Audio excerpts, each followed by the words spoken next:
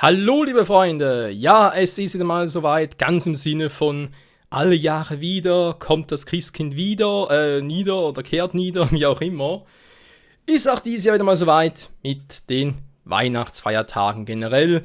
Ist es eigentlich so eine Zeit, wo man sich, ja, wie soll man sagen, ne? Oder wie ich zumindest finde, wenn man sich ein bisschen auch zurücknehmen sollte, nicht mehr so auf Vollgas spulen, eher so ein bisschen ruhiger und so ein bisschen besinnen mit Freunden, Familien, wie auch immer, und ein bisschen ruhiger nehmen und natürlich auch ein bisschen, das vergangene Jahr halt Revue passieren lassen.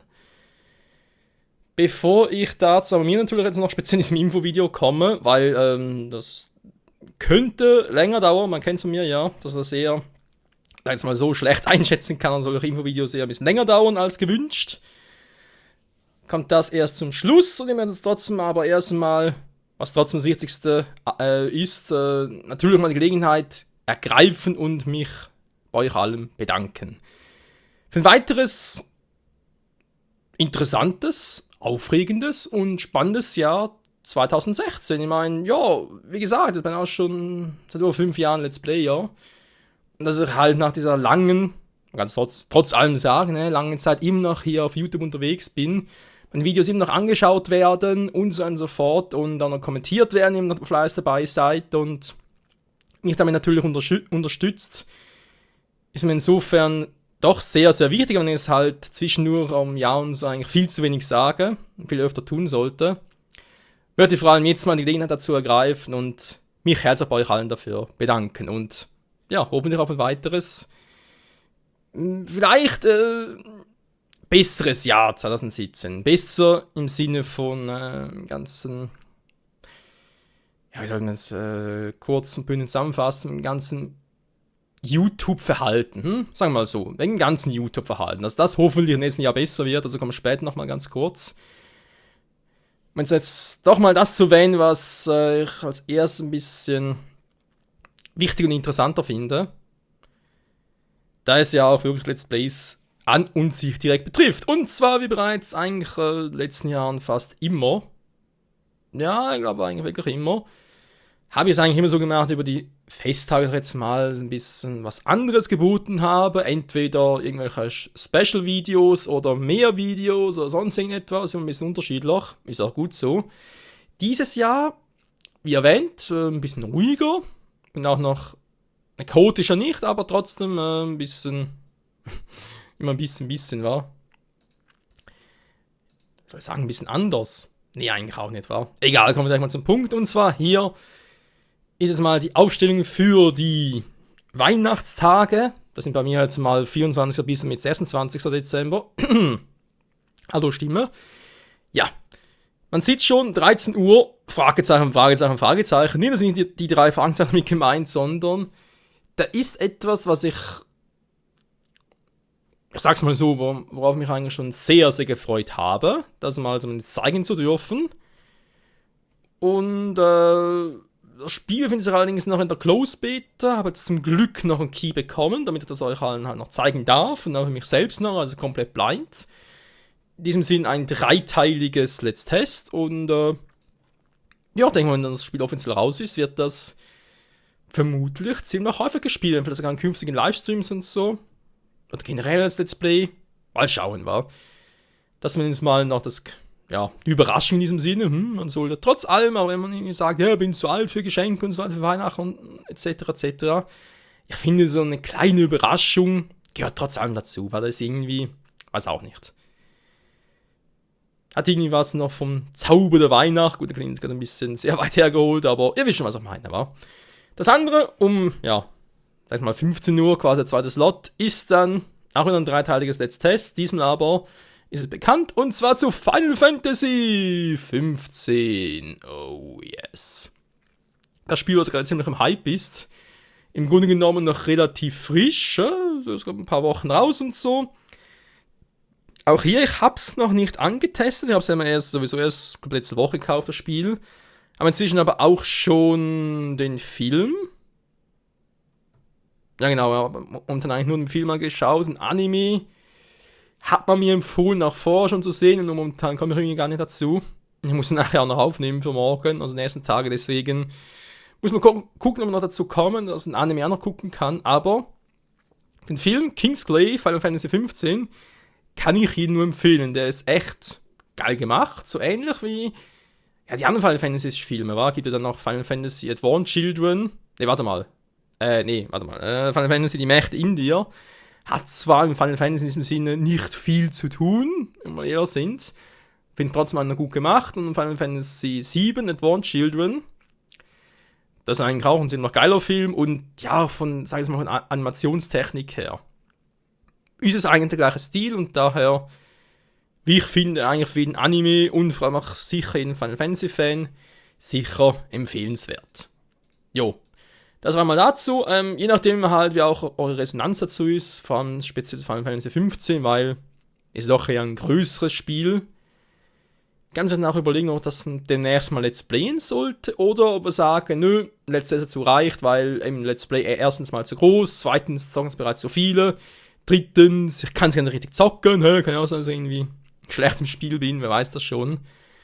Können wir alles noch begutachten. So, nächster Tag dann eher wieder gewöhnlich, vom 27.12. bis mit dem 31. In diesem Sinne, ja. Eigentlich echt nur nichts Gewöhnliches. Gewöhnlicher Ablaufplan, Pokémon. Also habe ich halt hier mal nur Mond genommen, weil ich glaube, Sonne kommt hier in diesen 3 Tagen noch nicht besonders vor. Genau, also in diesem Sinne halt normal Ablaufplan auf die Projekte.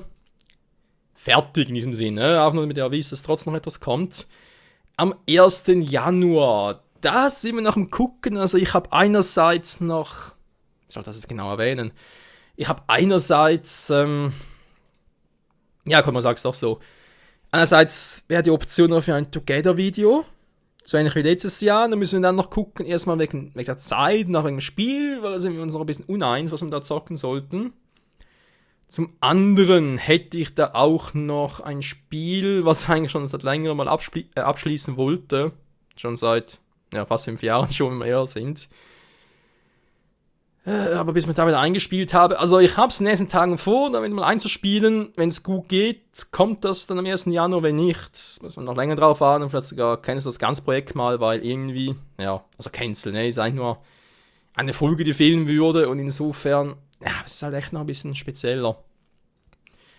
Andererseits habe ich irgendwie auch Bock, noch ein neues Spiel zu testen, bevor wir ein bisschen länger dauern, eine Stunde oder so etwas.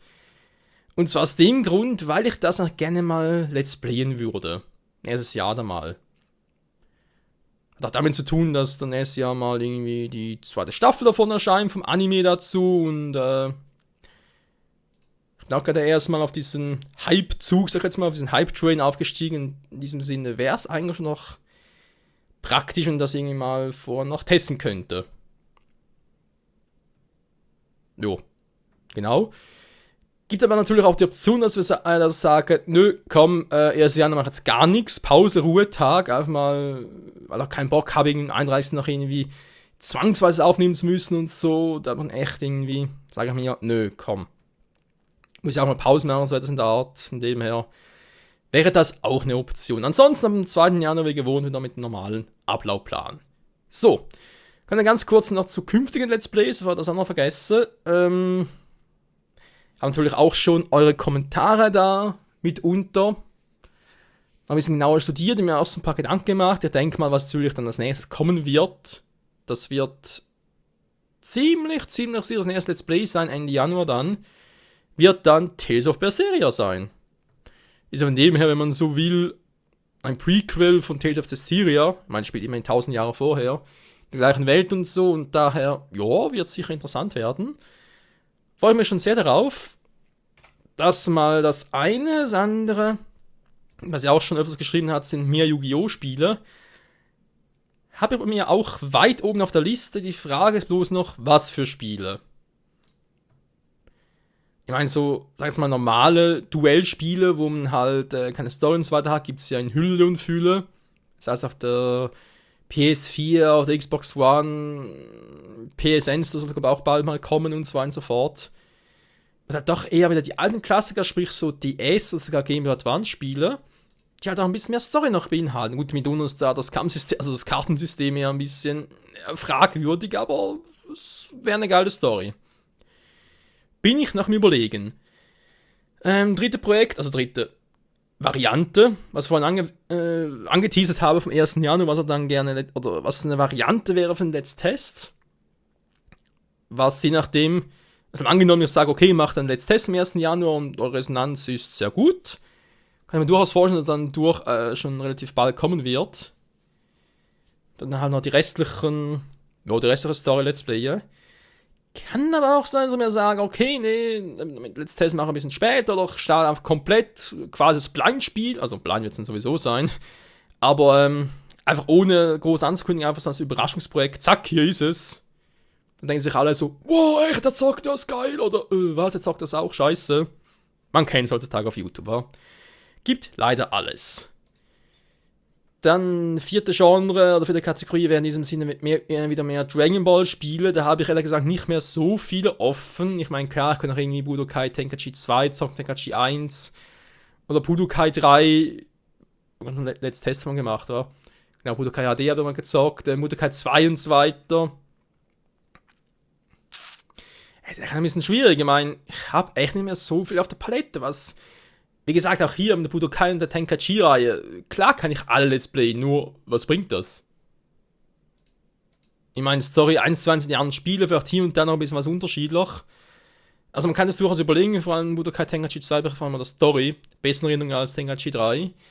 Und Infinite World gehört sowieso dazu, was ich noch Let's Play möchte, in der Dragon Ball Ära. Aber ich denke mal, fürs nächste haben wir sicher mit Xenoverse 2 noch genug zu tun und ja, wäre dann eine Alternative in vielleicht gar nicht mal allzu weiter ferner Zukunft. Ansonsten natürlich noch andere Spiele sehen, wie zum Beispiel Kingdom Hearts, was ja auch schon bald ein neues kommt, Spiel Kingdom Hearts 2.8. Ich würde aber ehrlich gesagt doch eher gerade direkt mit der Reihe komplett von vorne beginnen. Im Sinne von 1.5, 2.5, dann 2.8 und 3. Ich glaube, müsste man alle Spiele miteinander kombiniert haben. Wäre natürlich geil, wenn man es mal so betrachtet. Hätte echt was für sich. Auch da bin ich noch gerne gespannt auf eure Kommentare, wie ihr das Ganze betrachtet. Und was natürlich theoretisch im März eine Option wäre, das neue Zelda-Spiel, Breath of the Wild.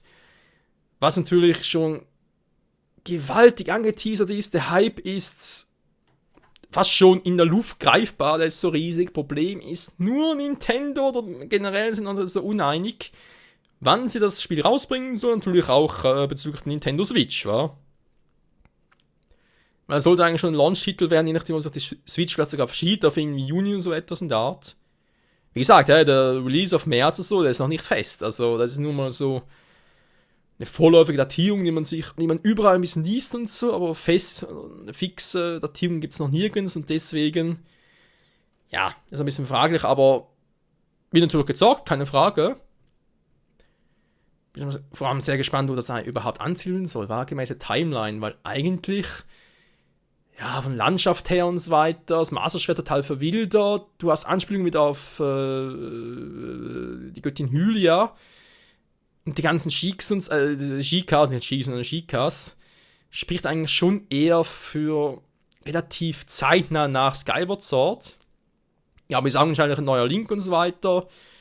Und Ganon ist auch schon bestätigt worden, er ist auch da, aber nicht Ganondorf. Es kann natürlich durchaus sein, dass Ganon ja die Inkarnation vom Todbringer ist und Ganon das erste Mal noch vor Ganondorf aufgetaucht ist und so. Also, es gibt noch ein paar Theorien. Die Crocs, das mal noch ein bisschen Kopf zu brechen, die Crocs tauchen auch auf und die kennt man ja eigentlich nur aus der Wind Waker, aus der Ära. Wegen Dekobaum und so weiter und dann haben sich dann die Kokiris zu Crocs entwickelt. Ich meine, auch da kann man sich so theoretisch so zurechtbiegen, haben dann schon überlegt, auch bezüglich den Zoras. Weil es gibt ja eigentlich zwei Sachen von Zoras. Wir haben sowohl die grünen und die blauen, also sprich die Fluss- und die See-Zoras. Oder was ist Süßwasser, oder die Meer- und die Fluss-Zoras. Irgendwie so kann man die unterscheiden. Und ja, ich meine, wann hat sich die eine Spezies zusammen entwickelt oder waren beide parallel da und so weiter und so fort? Es gibt ja sowieso kein Spiel, wo man beide Rassen auf einmal trifft. Da gibt es gar nicht. Wir haben auch schon überlegt, warte mal, vielleicht waren die Crocs ja eigentlich wie die Kokiris zuerst da, wenn man so will. Also im Prinzip beide gleichzeitig, die haben irgendwann ja Vorfahren gehabt. Ähnlich wie auch bei den Menschenaffen, wenn man es so betrachtet. Menschen, Affen haben die gleichen Vorfahren, sag ich jetzt mal, und der hat dann unterschiedlich entwickelt. Der eine bisschen heute in Affen und der andere bisschen heute in Menschen. Da können bei den Kokiris und Crocs auch so gewesen sein. Nur mit dem Unterschied, es gab halt damals Crocs und Kokiris in der Zeitlinie. Natürlich, Crocs waren mehr auf dem Meer und Wasser waren unterwegs, Kokiris mehr im Wald. Und da wir wissen, mit Wind Waker, die große Flut, im Prinzip kaum mehr Wald, mehr, genau. Noch viel mehr vom Meer. Und daher haben sich diese Kokiris auch in Crocs entwickelt. So könnte man sich das auch überlegen, aber eben, das sind halt noch so lauter Theorien. Wir werden sicher mehr wissen, wenn es mal soweit ist. So, ich habe genug gequatscht darüber, das Thema. Meine Fresse. So war ich mal zu aktuellem Ablaufplan über die Feiertage, nächste Zeit, plus und so weiter geplant ist meiner Seite, zumindest fürs Aktuelle. Wie gesagt, es kann sich alles noch kurzfristig ändern. Hängt auch so davon ab, was in den nächsten Tagen mit den ganzen Let's Tests noch davon irgendwie abhängig ist und etc. Natürlich auch könnt ihr mir durchaus wiederum gerne oder weiterhin gerne hier in diesem Video noch ein paar Kommentare schreiben, zum Beispiel, was ihr gerne noch für Let's Plays hättet, für Spiele, die ich gerne zocken würde, oder auch konkrete Vorstellungen habt, oder irgendwie sagt, ja komm, sag mal ein Metroid-Spiel, irgendwie Metroid Other M hat er auch mal angekündigt, oder irgendwie da, wenn wir schon mal bei Metroid sind, glaube Metroid Prime 2, haben wir auch mal gesagt, theoretisch mit Kai zusammen können wir mal Let's Playen, etc. oder generell mehr Togethers, was ihr wollt, könnt ihr mal ins Kommentar schreiben und dann gucken wir halt von Projekt zu Projekt, ja. Genau, und dann ein anderes Thema, was ich auch gerne erwähnen möchte, sind Livestreams. Habe es länger nicht mehr gemacht, das hat einen guten Grund.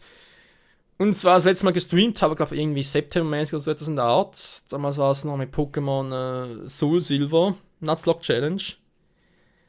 War die Resonanz sehr, sehr klein. Ich hatte, glaube ich, irgendwie 3 oder 4 Zuschauer da.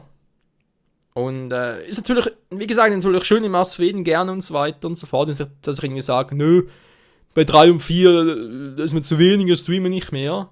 Er muss natürlich schon fragen, ja, verdammt nochmal, was mache ich falsch? Ist es das Spiel, das einfach zu wenig anregt, oder war der falsche Zeitpunkt? Und so weiter und so fort. Und deswegen habe ich ein paar Gedanken gemacht und so weiter und wollte es eigentlich heute wieder streamen. Da gab es jetzt aber allerdings 2 Komplikationen, wobei 2, eigentlich ist nur eine. Und zwar wieder mal ein bisschen, kann man sagen, das Wetter. Ist natürlich jetzt generell überall, dass alle erkältet sind und so weiter und so fort. Und kann man sich erholt, steckt der andere mit der Näse wieder an. Und dann das Let's Player sowieso, du musst die Stimme im Prinzip, je nachdem wie viele Parts du aufnimmst, muss sie, und je nachdem welches Projekt es ist, musst du mehr oder weniger quatschen, mehr oder weniger der Stimmbänder belasten, und es ist schon nicht so einfach im Winter, man muss immer wieder ein bisschen feststellen. Deswegen wollte ich eigentlich heute, dachte mir ursprünglich, komm, heute irgendwie Community-Spiele, mach's halt von 8 bis 12 Uhr abends, sind es nur 4 Stunden, aber kannst trotzdem viele Spiele zocken, sei es auf die Wii U mit Smash oder auf, wann man noch, Splatoon, Mario Kart 8, oder wenn auf dem PC mit Rocket League oder sogar mal Dead by Daylight von mir aus. Wären so mal die Option gewesen. Aber eben müssen noch ein paar Folgen aufnehmen, die Feiertage und so weiter. Und ihr merkt jetzt schon wieder, das kratzt hier und da, wenn dann zu viel mache, wäre es auch nicht so gut. Deswegen lieber vernünftig sein, sagen, nee, lieber doch nochmal pausieren. Vielleicht bin ich dann heute bei keiner unterwegs, der streamt heute auch noch. Vielleicht macht er noch ein paar Community-Spiele und ich bin da noch zu sehen und vielleicht sogar zu hören und weiß das schon. Und halt nicht die 4 Stunden, sondern vielleicht nur eine Stunde, dann wird das schon irgendwie gehen. Und daher, kann schon mal sagen, es wird dieses Jahr keine Streams mehr geben. Das Jahr ist sowieso im Auslaufen und nächste Woche, am 30., 31. Nächste Woche kann ich sowieso nicht, weil Weihnachtszeit ist für mich aber immer ein bisschen Spengler Cup Zeit. Das heißt, Spengler Cup ist ein Eishockey-Turnier in der Schweiz, in Davos genauer gesagt. Es findet immer nachmittags und abends statt, aber er hätte sowieso keine Zeit, da Streams zu machen, auch Let's Plays. Er hätte da kaum aufnehmen, werde ich alles vorher machen, und deswegen, wenn überhaupt wieder Streams, erst nächstes Jahr wieder. Und da wäre er halt doch noch froh, wenn ihr sagen könnt in den Kommentaren, wie ihr das findet mit Livestreams. Ob ihr da, sag's mal, generell irgendwie zu wenig Bock auf Livestreams habt oder einfach mal irgendwas bei mir noch gerne anders hättet. dann irgendwie auch andere Projekte, wo er sagen würde, ja, wenn du das und das streamen würdest, würde ich auch zuschauen. Da will er sowieso mir meinen Fokus auf nächstes Jahr legen, damit ich halt wieder mehr mit euch kommuniziere. Ja, da kommen wir auch schon zum Review, ja. Ja, 2016, was lief gut, was lief schlecht. Es lief einiges. Vor allem einiges schlecht, einiges auch gut. Ja, einiges schlecht. Wie soll ich da anfangen, ohne dass wieder zu lang wird, das Video. Sagen wir so, ist generell, man merkt meine Aufrufe und Anzahl Kommentare und so an Videos, das sinkt und sinkt. Abonnenten sinken auch und also immer die Frage, was mache ich falsch, was könnte ich besser machen. Mittlerweile hat YouTube ja auch seinen Algorithmus ein bisschen geändert, sodass andere YouTuber, die sonst irgendwie immer Tausende von Aufrufezahlen hatten und so weiter und so fort, plötzlich auch wieder viel weniger haben. Das macht natürlich auch ein bisschen Kopf zu brechen. Also einerseits bin ich im Prinzip fast schon, klingt das ein bisschen doof und gemein, aber ja, bin einerseits schon fast ein bisschen froh, dass ich nicht der Einzige bin, der darunter leidet. Andererseits ist natürlich auch fies, dass wir, ja, das irgendwie so von YouTube aus was geändert wurde und man fragt natürlich auch schon, ja, was bezweckt YouTube damit? Ist einfach nur so, damit halt vor allem die großen YouTuber, also vielleicht die großen mit Millionen Abonnenten und so weiter und so fort, dass die gepasht werden und halt so viele noch mehr Views generieren und die anderen für noch weniger. Obwohl eben, also was heißt noch weniger, auch wenn jemand irgendwie 50.000 oder 100.000 Abonnenten hat und davon eigentlich leben könnte, hat er trotzdem Probleme. Und das gibt mir eigentlich schon ein bisschen zu denken, hey. Dass ich dann mit knapp 5.000 Abonnenten irgendwie 10 Views pro Video sowas nicht groß rauskomme, ist mir schon klar, aber dass andere YouTube eben damit 100.000 so Zuschauer Probleme haben, das gibt mir zu denken. Ja, das zum einen, zum anderen, was weiß der eine oder andere bereits, kann es hier mal ganz kurz zeigen. Darf ich das überhaupt zeigen? Ich lasse mal den Antragsteller hier unten weg. Das zumindest nicht. Ja, gut. Ja. Ist bekanntlicherweise so, dass bei mir schon das ein oder andere Video mal gesperrt wurde, auch schon mal gestrikt wurde. Bei mir vor allem beliebt sind Naruto-Videos. Yeah! Ich muss ja auch schon Naruto Storm 2 entfernen von YouTube. Und mittlerweile auch Naruto Storm 4. Part Nummer 11, du bist Obito Uchiha, wurde gesperrt. Video in allen Ländern gesperrt und das hatte ich schon mal. Bei Naruto Storm 2. Damals war ich zu langsam, weil das war irgendwie nachts um 11 Uhr, das gesperrt wurde, bereits im Bett, weil am nächsten Tag noch Prüfungen hatte. Kam am nächsten Tag erst wieder um 5 Uhr abends zurück. YouTube angeklickt, plötzlich, du hast einen Strike erhalten. Und warum? Weil das Strike kam 12 Stunden später, nachdem das Video gesperrt wurde. Diesmal war ich schneller, weil ich habe eine halbe Stunde später gesehen, oh, Video wurde gesperrt. Dann haben wir Präventionsmaßnahmen ergriffen und das ganze Let's Play auf YouTube gecancelt. Also Naruto Storm 4 gibt es bei mir auf YouTube nicht mehr. Ja. War von dem her, weiß nicht, vielleicht was notwendig, vielleicht auch nicht. Problem ist natürlich, wenn du sagst, ein Video ist gesperrt, was willst du machen? Part 11, ja toll. Da fehlt ein Stück von der Story. Was willst du machen? Du guckst Part 12 und dann geht es direkt weiter zu du guckst Part 10, dann geht es direkt weiter zu Part 12. Ja, super. Doch deswegen das ganze Let's Play oben lassen. Haben wir gesagt, erst einmal, das war ein Punkt, und zweitens vor allem, nee, ich hatte schon mal, das Risiko ist zu groß, und dann kriegen wir dann Strike und so weiter, und dann wieder Einschränkungen, etc. und hat halt deswegen das ganze Let's Play wieder von YouTube entfernt. Tja. Eventuell sowieso, also keine Sorge, entfernt heißt nicht, dass wir mir gelöscht haben und so, aber alles auf der Festplatte drauf ist gar kein Thema. Ich muss sowieso überlegen, dass ich das Ganze vielleicht mal streame. Quasi mal so einen Streamabend, ein paar Streamabende mache, wo ich einfach mal die ganzen Let's Plays durchlaufen lasse. In der Endlosschleife.